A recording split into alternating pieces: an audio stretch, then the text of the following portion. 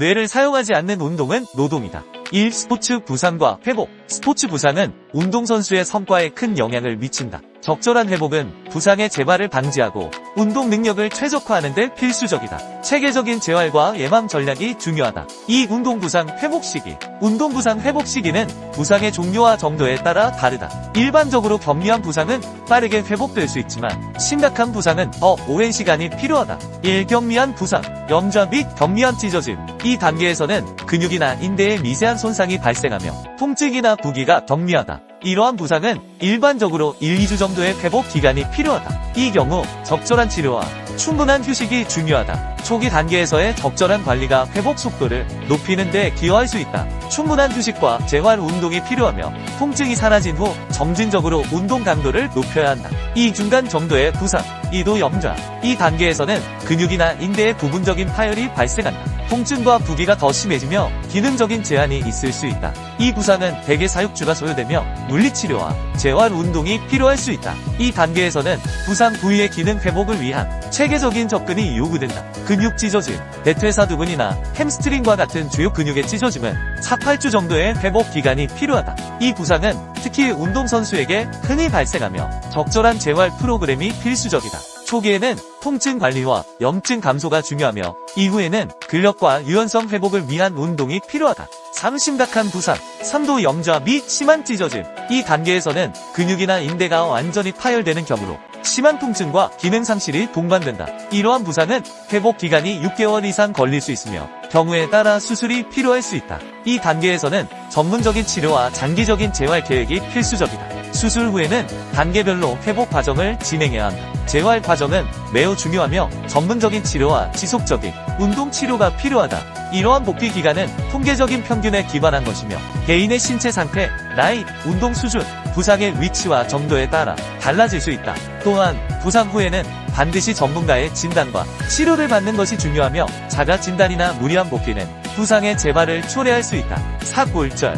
골절은 뼈가 부러진 상태로 대개 6, 8주의 회복 기간이 필요하다. 하지만 골절의 위치와 유형에 따라 회복 기간은 크게 달라질 수 있으며 적절한 관리와 재활 운동이 성공적인 치료의 핵심이다. 1. 골절의 종류와 치료 방법. 단순 골절. 뼈는 부러졌지만 피부 손상은 없는 경우이다. 주로 부목으로 고정하며 일반적으로 6, 8주 후 회복된다. 복합 골절. 뼈가 피부를 뚫고 나온 심각한 상황으로 대개 수술이 필요하다. 회복 기간은 8주 이상 걸릴 수 있고 수술 후 체계적인 재활이 매우 중요하다. 압박골절. 주로 척추에서 발생하며 심한 통증과 움직임 제한이 특징이다. 물리치료와 약물치료로 진행되며 회복에는 62주가 소요된다. 피로골절. 반복적인 스트레스로 인해 발생하며 대부분 비수술적 치료로 회복된다. 일반적으로 6, 8주의 회복 기간이 필요하다. 이 골절 회복 단계. 초기 회복. 골절 후 1, 2주 동안은 부목이나 깁스로 뼈를 고정한다. 이 시기에는 통증 관리와 염증 감소에 집중해야 한다. 중기 회복. 3, 4주 후부터 뼈의 치유가 시작되며 물리치료를 통해 점진적으로 관절 가동 범위를 넓혀간다. 최종 회복. 6, 8주 후에는 뼈가 거의 완전히 치유되며 이때 체계적인 재활 운동으로 근력을 회복하는 것이 매우 중요하다. 5.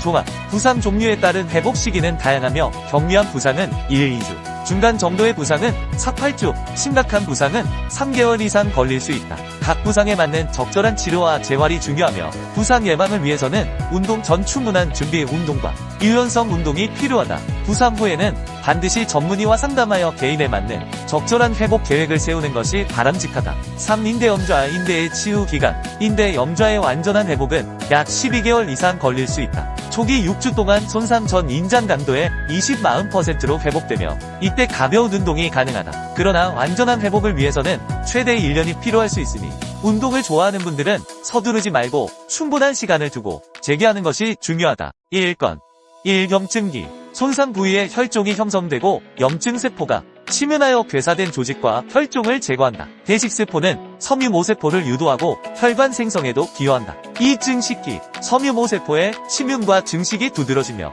제3형 교원질의 합성이 증가한다. 이 시기에는 손상 부위가 연결되어 가는 조직처럼 보이게 된다. 증식기 말기에는 충분한 양의 물과 세포의 기질이 형성된다. 3. 재형성기. 손상 후 약 6주부터 시작되며 세포 수와 제3형 교원질의 합성이 감소하고 제1형 교원질의 합성이 증가하여 손상 부위가 재배열된다. 이 과정은 1년 이상 지속되며 손상 전 상태로 완전히 회복되지는 않는다. 4. 회복. 치유의 정도는 뇌상의 심각성, 번활액초의 유무, 번의 위치, 재활 방법 등 다양한 요인에 의해 결정된다. 이러한 과정을 이해하고 적절한 재활 방법을 적용하는 것이 중요하다. 2인데 1. 염증기. 손상 부위에 섬유소 덩어리가 형성되고 염증 세포들이 침윤하여 괴사 잔해를 제거한다. 이 시기 말에는 모세혈관 싹이 자라들어오고 섬유모세포가 침윤하여 증식 및 기질합성을 시작한다. 이 증식기, 섬유모세포의 침윤과 증식이 두드러지며 교원질과 글리코사미노글리칸의 합성이 증가한다. 초기에는 제3형 교원질이 주로 합성되지만 후기로 갈수록 제1형 교원질로 대체되어 역학적 강도가 증가한다. 3. 제염성기.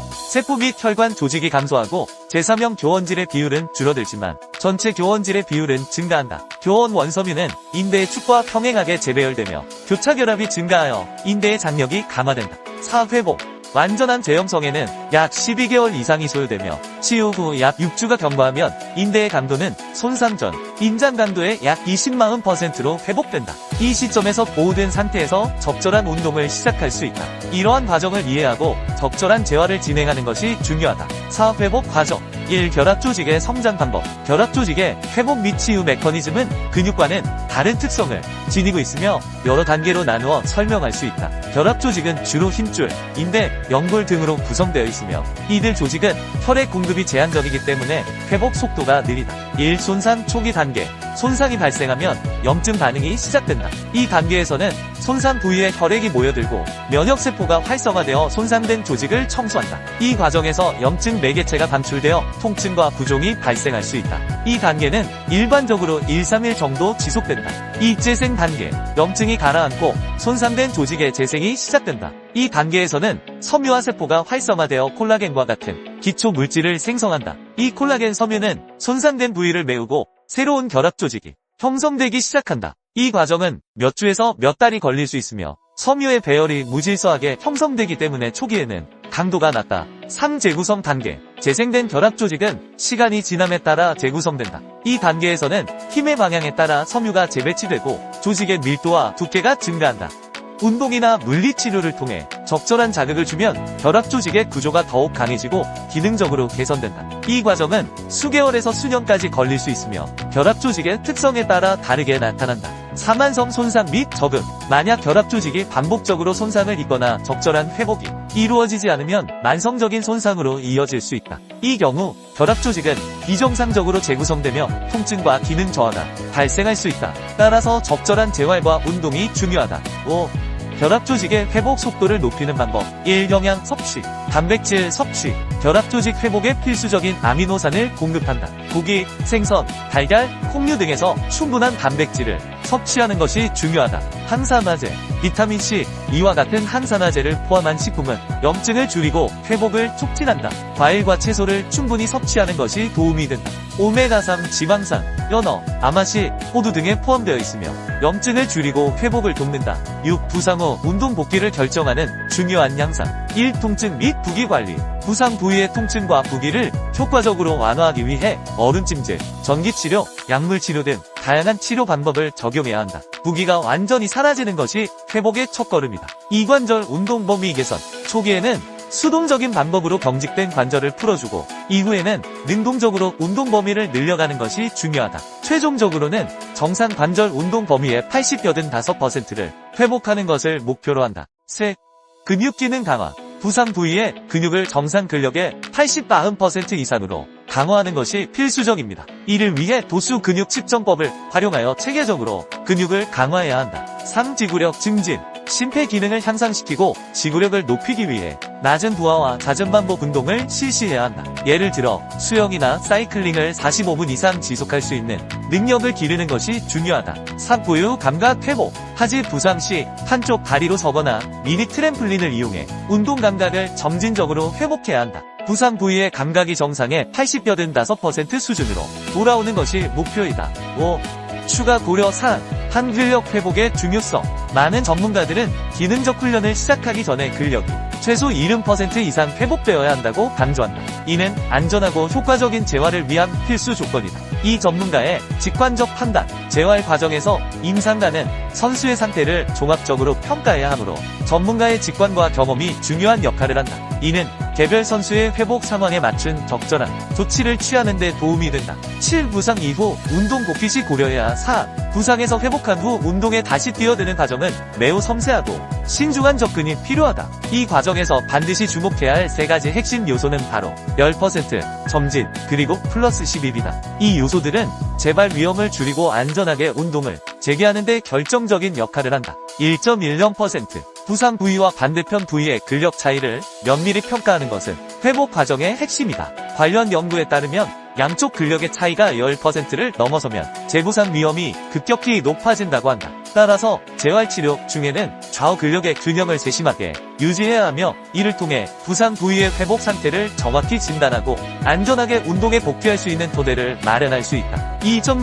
재활 과정은 반드시 점진적인 접근법을 따라야 한다. 초기 단계에서는 등척성 운동을 통해 근육에 적절한 자극을 주고 점차 등속 운동으로 신체의 다양한 조직 간 협응력을 재훈련해야 한다. 연구 결과 운동 강도를 갑작스럽게 높이면 재부상 위험이 크게 증가한다는 점이 입증되었다. 따라서 일상생활에서 통증이 없더라도 성급하게 운동에 복귀해서는 안 된다. 부하를 점진적으로 높여가는 것이 재활의 핵심 원칙이다. 3+10 재활 기간의 운동 강도와 경기 복귀 후 운동 강도를 비교하는 것은 중요한 기준이 된다. 예를 들어 4주간의 재활에서 평소 운동 강도의 40%를 소화한 선수가 경기 복귀 후 갑자기 100%의 강도로 훈련을 시작하면 재부상 확률은 28.2%에 달할 수 있다. 4% 미만의 부상 확률을 유지하기 위해서는 재활 과정에서 10% 이상을 건너뛰는 것은 매우 위험하다. 즉, 완전한 신체 능력을 회복하기 위해서는 재활 과정에서 최소 90%의 운동 강도를 소화할 수 있어야 한다. 결론적으로 부상 후 운동에 복귀할 때는 좌우 근력 차이를 10% 이내로 유지하고 운동 강도를 점진적으로 높여가는 원칙을 철저히 지켜야 한다. 이러한 접근법을 통해 안전하게 운동에 복귀하고 재부상의 위험을 최소화할 수 있다. 팔인대 손상과 치료 방법. 한 뉴턴 세이즈는 급성 스포츠 부상에서 인대 손상을 치료하는 데 오랫동안 사용되어 왔다. 그러나 최근 연구에 따르면 세이즈는 근육, 인대, 힘줄 손상의 증상을 완화하는 데 효과가 미미할 수 있으며 연부 조직의 회복에 부정적인 영향을 미칠 수 있다. 1염증의 역할. 손상 후 염증은 세포가 손상 부위로 보여 치유 과정을 시작하는 데 중요한 역할을 한다. 세이즈는 이 염증을 억제하는데 이는 치유에 방해가 될 수 있다. 이 효소 차단. 세이즈는 아라키돈산에서 프로스타글란딘으로의 전환을 촉매하는 사이클로옥시게나제 효소를 차단한다. 이로 인해 인대 회복이 저해될 수 있다. 3. 주의사항. 인대 손상이 있는 운동선수는 세이즈 사용에 주의해야 하며 급성 인대 손상에 대해서는 가능한 한 짧은 기간 동안만 사용하는 것이 좋다. 2. 코르티코스테로이드 주사. 코르티코스테로이드 주사는 인대 손상을 포함한 근골격계 질환 치료에 오랫동안 사용되어 왔다. 이 주사는 염증과 통증을 줄이는 데 효과적이지만 인대 회복에 부정적인 영향을 미칠 수 있다. 1. 회복, 억제. 코르티코스테로이드는 염증 세포의 축적을 억제하고 손상 부위에서 염증 매개체의 합성을 줄인다. 그러나 이는 인대 회복의 조직학적, 생화학적, 생체역학적 특성을 억제할 수 있다. 2. 콜라겐 합성 억제. 이 주사는 섬유 아세포 기능을 억제하여 콜라겐 합성을 방해하고 결과적으로 인대 회복에 악영향을 미칠 수 있다. 3. 프롤로테라피. 프롤로테라피는 인대와 힘줄의 통증을 치료하기 위한 주사요법으로 다양한 용액을 손상된 부위에 주입하여 회복을 유도한다. 1. 주사 방법. 고장성 포도당, 소듐 모르에이트, 혈소판이 풍부한 혈장 등을 소량 주입하여 통증 유발점과 인접한 관절 공간에 주입한다. 2. 조직학적 연구. 프롤로테라피 후 조직학적 연구에서는 성장 인자 자극과 함께 섬유 아세포 및 모세혈관 증식이 증가하는 염증 치유 반응이 강화되었음을 보여주었다. 3. 성장 인자. 기본 섬유 아세포 성장 인자와 혈소판 기원 성장 인자는 손상 후의 연부 조직 복원에 필요한 생물학적 과정을 촉진한다. 4. 결론. 인대 손상은 회복 과정에서 여러 치료 방법이 있지만 세이즈와 코르티코스테로이드 주사는 회복에 부정적인 영향을 미칠 수 있다. 반면 프롤로테라피와 같은 재생의학 기술은 긍정적인 결과를 보일 수 있지만 더 많은 연구가 필요하다. 인대 손상 치료에 있어서는 전문가의 조언을 받는 것이 중요하다. 주의사항 및 팁. 수축이 잘 돼야 이완이 잘 된다. 이완이 잘 돼야 수축이 잘 된다. 흔하게 몸의 반동을 이용하는 경우가 많다. 이럴 경우 전신운동으로 전신운동을 원한다면 추천하지만 아니라면 최대한 무릎과 허리의 움직임을 제어해야 한다.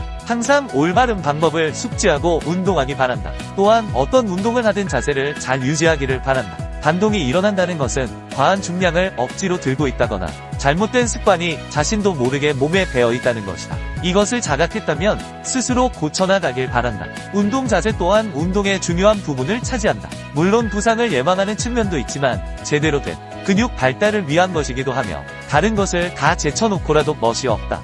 폼이 안 나고 너무 아마추어 같아 볼품없다. 몸은 멋있는데 운동 폼이 이상한 사람이 있는가? 이상하게 운동하면 당신은 어디서든 운동하는 사람이 아닌 이상한 사람으로 보이게 된다. 전혀 멋있어 보이지 않는다는 소리다. 그러니 제대로 된 자세로 운동하여 올바른 근육 성장을 이루길 바란다. 호흡.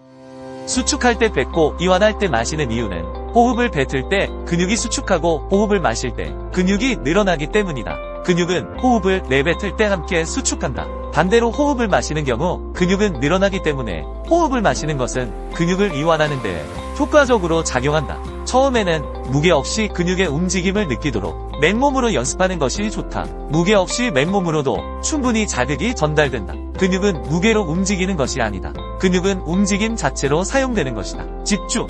근육의 느낌을 잡는 것을 어려워하지 말아라. 근육의 모양인 결과운동 진행 방향을 상상하고 집중하면 된다. 선수처럼 느끼려 하지 마라.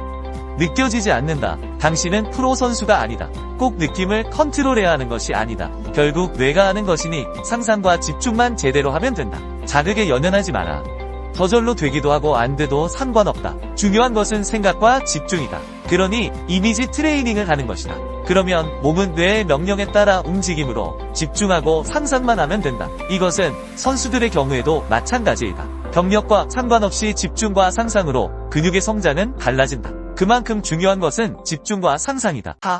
뇌피셜. 여기서의 내 설명은 예를 들기 위해 비유적 표현을 쓴 것이지 절대적인 수치가 아니다. 오해의 소지가 존재하며 내 주관적인 생각과 더불어 해부학적인 내용에 비춰 설명한 단순한 지표라고 말한다고 해도 틀린 말이 아닐 것이다. 또한 사람의 몸에 대한 어떠한 정보도 의학과 과학이 공개한 내용들은 추측일 뿐 정답이 아니다. 누군가 정답처럼 이야기한다면 그것은 거짓말이다. 그가 창조주인 신이 아니라면 말이다. 우리가 현재 알고 있는 정보는 데이터와 통계, 일부의 실험으로만 결정된 것들이다. 전 인구의 통계도 아니며 그저 추측론일 뿐이며 또한 다수의 의견이 답은 아니다. 그저 일정 조건에 맞춰진 통계를 따른 동의일 뿐이다. 그러니 정보는 정보로서 활용하고 자신의 경험적 데이터와 더불어 잘 선택하고 판단해야 할 것이다. 당신의 심장이 왜 뛰는지 아는가? 모른다. 그냥 뛴다. 의학적으로 추측할 뿐 숨을 쉬는 것도 심장이 멈추지 않는 이유도 우린 아직 모른다. 그러니 어떤 것도 믿거나 맹신하지 말고 참고만 할 뿐 자신의 몸은 자신의 경험을 통해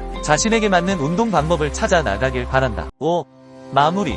근육 운동을 할 때 생각을 하고 안 하고의 차이는 음식을 씹느냐 삼키느냐와 같다. 음식을 삼키면 맛을 모르고 씹으면 맛을 느낄 수 있다는 것이다. 삼킨 음식의 맛을 뇌가 인지하지 못하고 느끼지 못하듯 생각 없이 운동을 한다면 근육이 제대로 사용되지 못하고 삼킨 음식처럼 맛을 인지하지 못한 근육은 움직임을 인지하지 못하는 결과로 성장은 늦어진다. 영상이 마음에 드셨다면 구독, 좋아요 부탁드릴게요.